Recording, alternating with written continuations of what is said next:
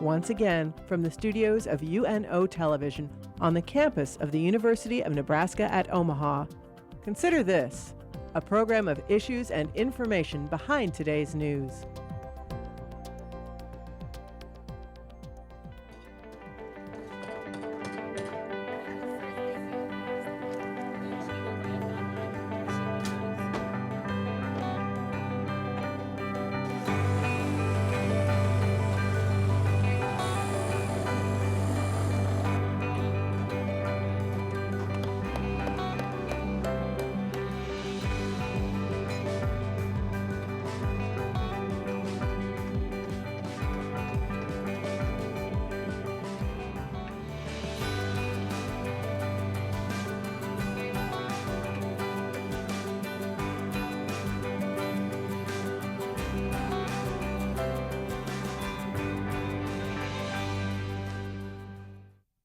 Hi everyone, I'm Kathy Wyatt. Welcome to this week's edition of Consider This. Our topic, Habitat for Humanity. Joining us to talk more about it are Cami Watkins, the organization's Family Services Manager here in Omaha. Next to her, Vendolyn Johnson, a Habitat homeowner. She is also a volunteer. Welcome to the two of you. Thank you so much for being here. Thank you so much. You bet. Cami, we're going to start with you. Habitat started back in 1976. Yes. What else is important to know? So Millard and Linda Fuller were the founders of the Habitat organization. It was actually started with a trip that they took to Zaire, Africa, and to help build homes for those like the poor in that area. And they realized that this was an issue and a problem that wasn't just central to Africa, but it was something that was happening all across America. So they decided to take that mission and the goal of that program that they had worked for in Zaire and bring it to the United States. And they started in their hometown of Americus, Georgia. Wow, okay. And when did Habitat start appearing here in Nebraska? So Nebraska, Omaha started in 1984.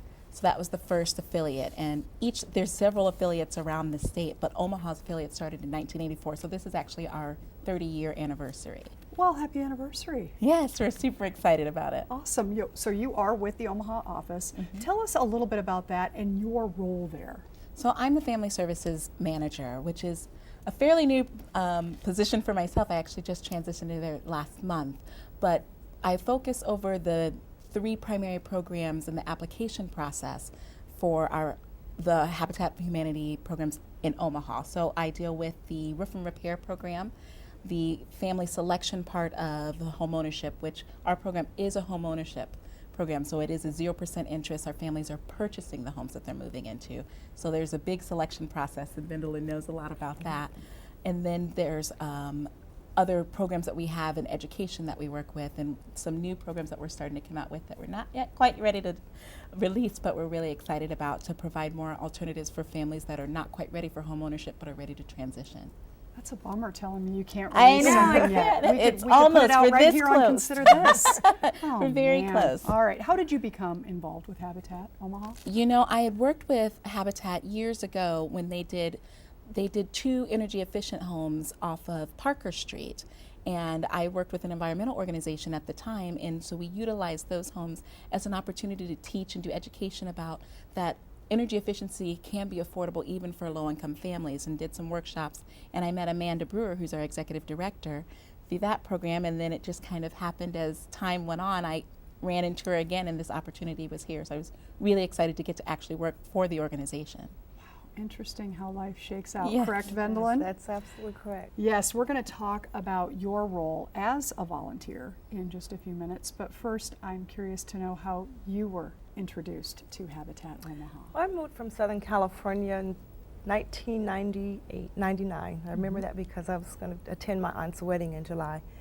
And my cousin, she was involved with Habitat, and it was just really exciting to see her and her children interact with different aspects of Habitat. So I was like, well, what can I do? How can I be a part of this? So I just started volunteering, and I would go out to construction sites and I would help build homes. I was there every weekend, my hammer in my belt. And then it just continues. It became a passion for me because I was learning new skills and meeting new people. So it was very, very exciting for me. Wow, so you were a volunteer before you became A homeowner, a that's homeowner. correct. Oh my Yes. goodness, so there you are building for other people. Now talk to us about how it was that your home came to be then. Oh, my home, it was an awesome experience. Actually, my home is a woman's built. That means all women built my home. So that was super exciting, absolutely.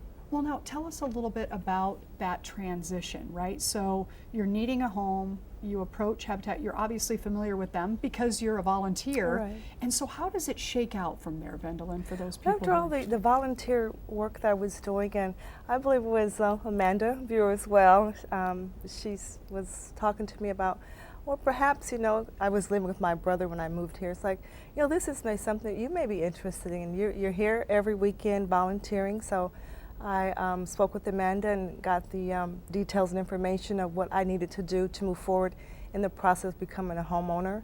And it all worked out for me. I did my sweat home equity hours. I did workshops, which is great because it teaches you how to take care of your home, like plumbing. If you have a situation where you need plumbing, it tells you how to change light bulbs. I mean, just really simple to very exquisite things. So the workshops was a great opportunity, which is very important for homeowners because it's a first-time homeowners program.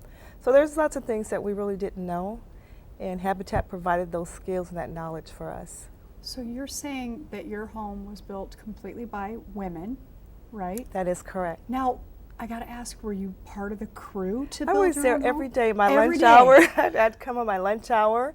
It's like when I would work, I always remember this because when I was putting on the roof and I just was putting so many nails into the truss. It's like, Vendolyn, your house is not going to blow away. You don't have to put that many nails in there.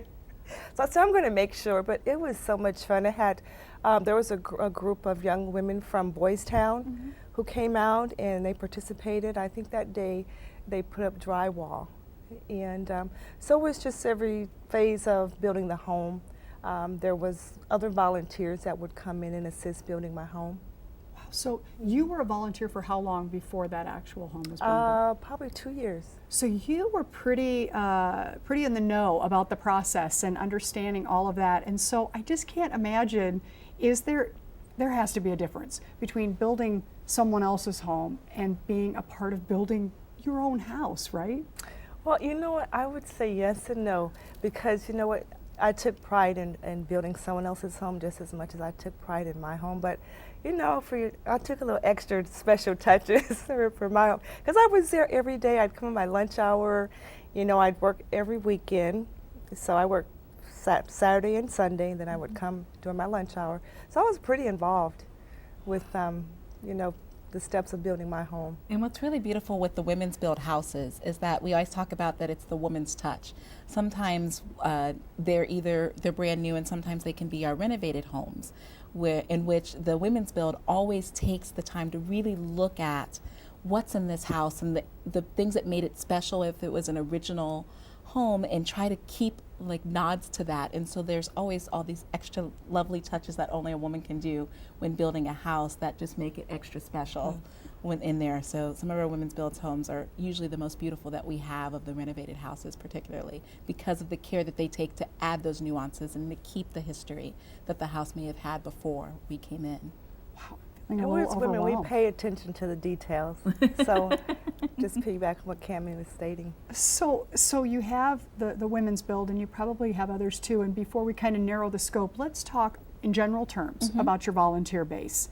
How many volunteers do you have serving Habitat Omaha? So on average year, it's about 7,500 volunteers that we have that come in and out various ways through the construction volunteers. We have some office volunteers that come in every day. Vendolyn's also one of our office volunteers, but then we also have volunteers that help with family selection, and then also we're starting to get volunteers to come to do family support. We're looking for families that are homeowners or people in North and East Omaha that are interested in helping just mentor these families that are new homeowners. So it's a variety. This year we're hoping to have 10,000 volunteers throughout the year. So that's even a bigger jump from the 7,500 that we typically deal with. Just for Habitat Omaha, right? Correct. Now, give us an idea across the state, reiterate for us again, how many habitats are there across the state of I Nebraska? believe there's at least 5 different affiliates in the state. There's Sarpy County for sure, and then Lincoln has their own program. And then also, you know, I always think about Iowa because there's one right in Council Bluffs, right across the road from us. But there's definitely affiliates across the state. There's 1,500 affiliates in the world of habitat in general. So there's just about near every large metropolitan area or community, rural or not, there's habitat affiliates there that are willing to help families. Part of my intrigue in scheduling this interview was learning that Omaha, I mean, if you think 7,500 to 10,000 volunteers is a big number, it is, because you rank in the top 10 when it comes to what? I think size and volume in terms of our affiliate and the staff that we have to work with, but also the number of homes that we're dealing with, or family served, actually. That's very impressive, and probably something, I mean, we were talking before the taping that if you don't volunteer yourself for Habitat, you probably have a family member or a close friend who does it, because there are so many people actively engaged. So let's do this. Let's start, we've put up the volunteers. Let's show a home, right? Let's put that up for our viewers before anything's been done to it. So it's not all about building homes maybe from the ground up. Sometimes it's about just making an existing home a little bit better. What are we looking at here, Cammie? So this is one of our, what we call our rehab houses. This is not a women's build, I believe, but these are houses that we actually acquire. Some homes are donated to us, some of them we purchase, but we realize that the structure of the house is actually quite sound, and there's just things that we need to do maybe on the outside and the inside to make it livable. So we don't tear down the full house, we keep it and just add in. So you see that beautiful brickwork on the outside is all still there, but we were able to fix up the stairways to come in. We fixed the grading there on the lawns for erosion issues, fixed in windows. So the whole inside of that house is like a brand new house, but they got to keep the unique features of the outside that make it blend into the neighborhood, but also kind of keep that old feel of that home. Wow, and give us an idea of build from ground zero to kind of renovate a little bit. What percentages are we talking here in terms of? We're getting closer to, it's half and half almost in terms of the number of homes that we have are brand new builds versus the number of homes that are renovated.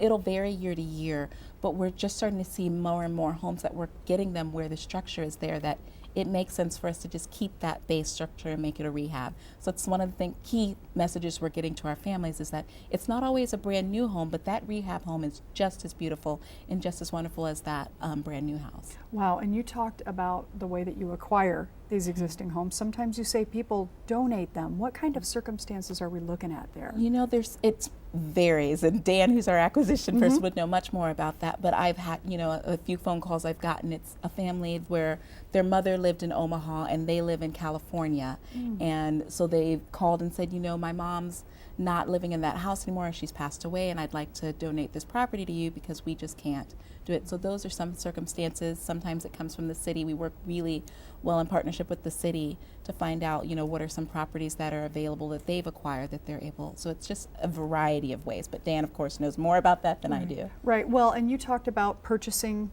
the organization actually purchasing the home. I would imagine that there are certain criteria that you want to have met before you would buy a home. I think with the brick front, you referenced that it was pretty solid, when you arrived there, so it was actually a workable. Yeah, they do have to do an evaluation and inspections of all of these houses just to make sure, but then also there's the title issues and things like that, what was happening in the house. So we do evaluation, we have an assessor come out and do looks and checks, but then also they have to evaluate, the construction crew will go in and actually look and say, what's salvageable, what's something that we can keep here, is it something that we're going to just have to completely tear down because there's mold and other structural issues that would be a bigger issue if we keep this existing structure, or can we? So there's lots of evaluations to look at before they make decisions, whether it's a project demolition home or if it's just a rehab.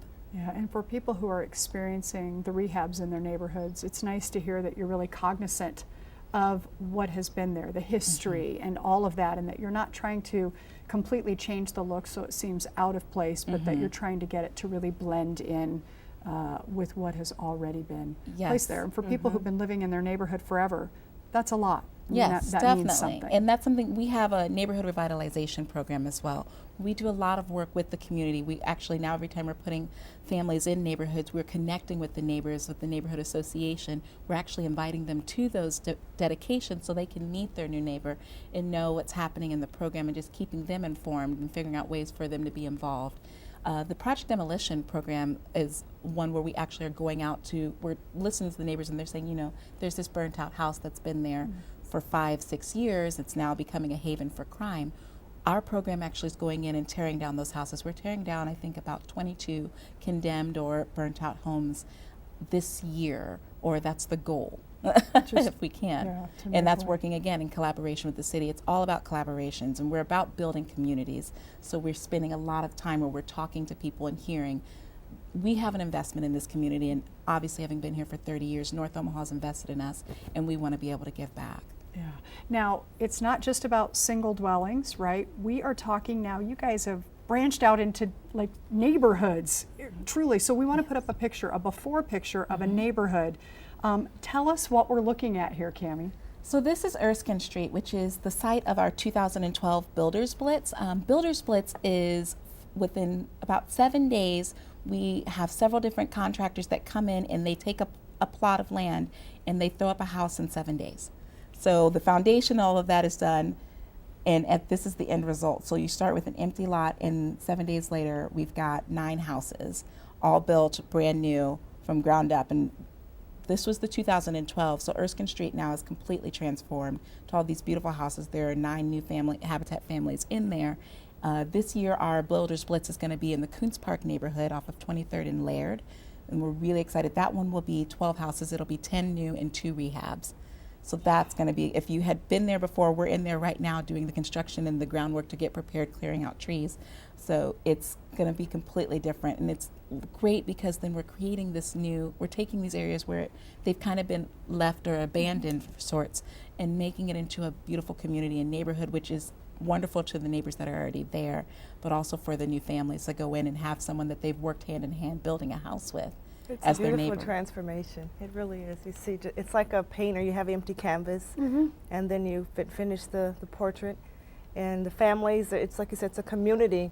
So everyone is there appreciating, they're excited, they're first-time homeowners. So it's just one happy community, building communities one at a time. Wow, Cammie, did I hear you right? Did you say 7 days? Mm-hmm. To go from before to after? So they do, so the little cheat is they'll lay the foundation and the concrete work, but the house goes up from concrete up in 7 days. Well, I would It's imagine kind of- then the importance of the communication, you know, prior to, during, and even after, what a change Yes. that is for the people who have been exposed, right, to that neighborhood prior to all of that. And now you have that after, which we can all see, but there are so many people feeling things that we don't really stop Absolutely.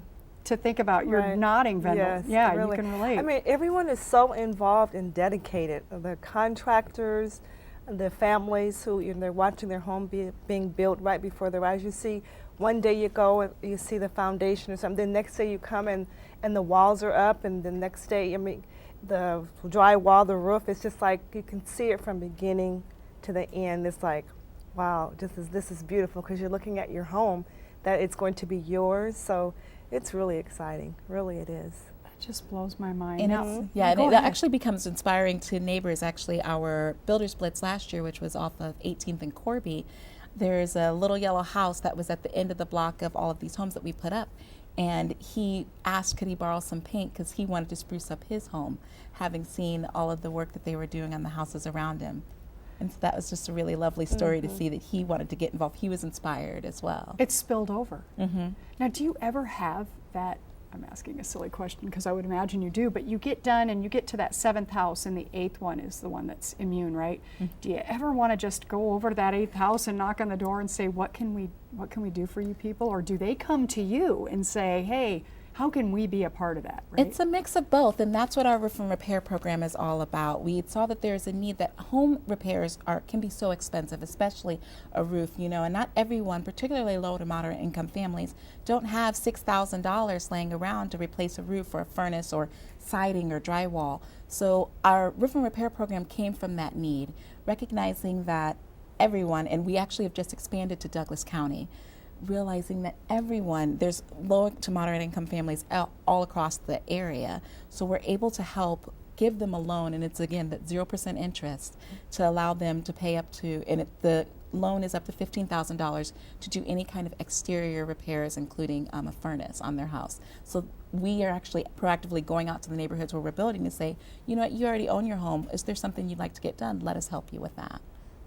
Which brings to mind dollars and cents, right? Habitat Omaha, as with all the other habitats, a non-profit organization.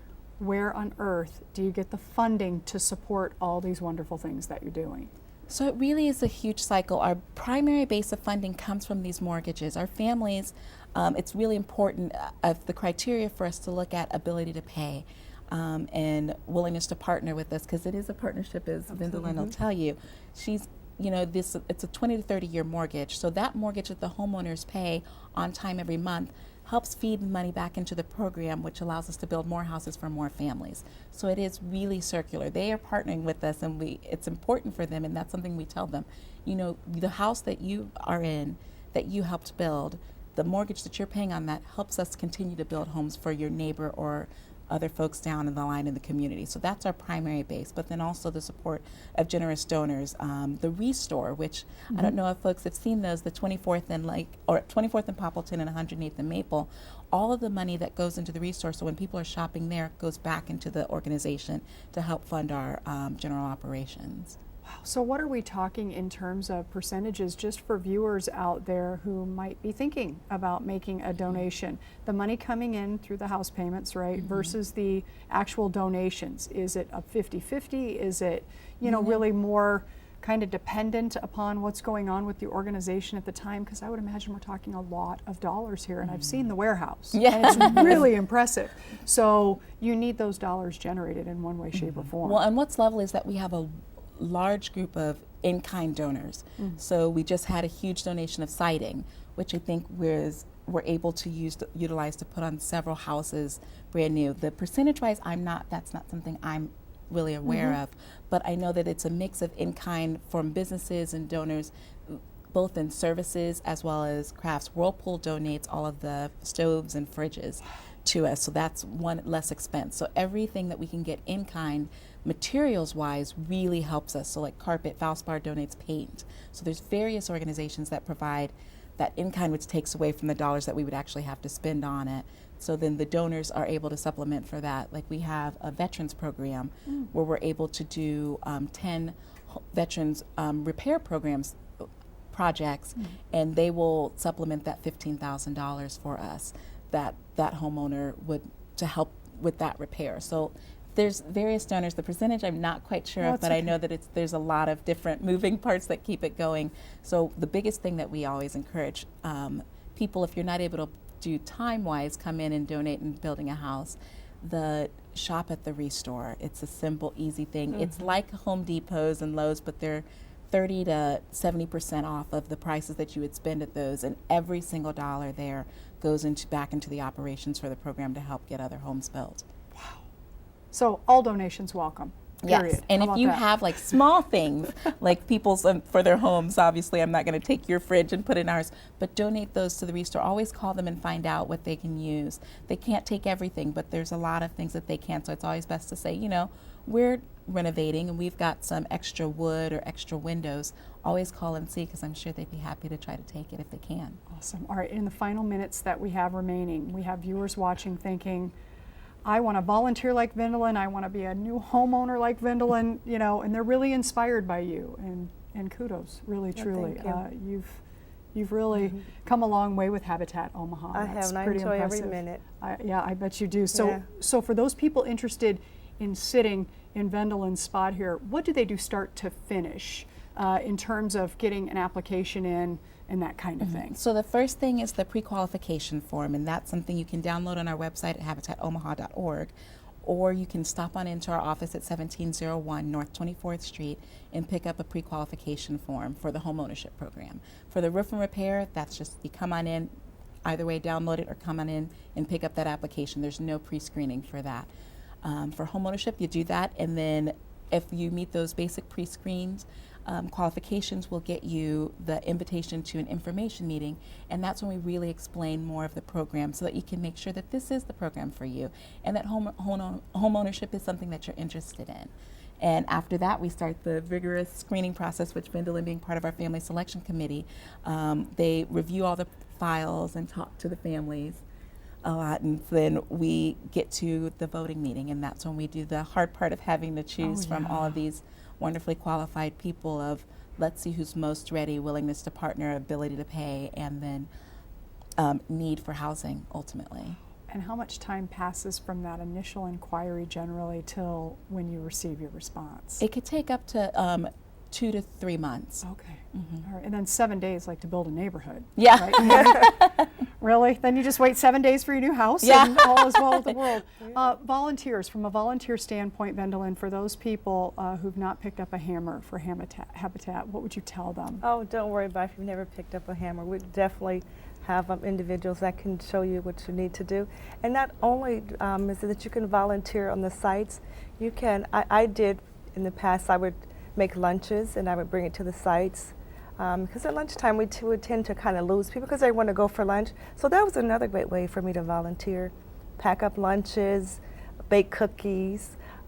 Like Cammie said, come into the office and help process paperwork and meet the potential homeowners. So it's relationships as well as building homes. So no previous work experience needed to be a volunteer, truly. You just have to have an ambition, a passion, a desire, and go from there. Just willing and ready. Oh my goodness. All right, as we normally do, we're going to put up a graphic so that our viewers can kind of see more of where they can go for additional information. So we're talking about Habitat for Humanity today, and this is the Omaha phone number we're putting up, 402-457-5657.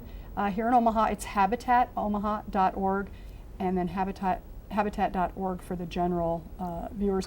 And you wanted to add something to this graphic, Cammie. So yes, this is that. The habitat.org is the international website, but if you go in there and then just type in where you're at, you should search for your actual location. Awesome, outstanding. Ladies, thank you so much for coming in and sharing your time and your stories. Best wishes moving forward. We're going to learn about what you were talking about earlier down the road, I'm sure. Yes, for sure. All right, stay tuned. Thank you very much. Thank you. You bet. Thank you all for watching. We'll see you next week.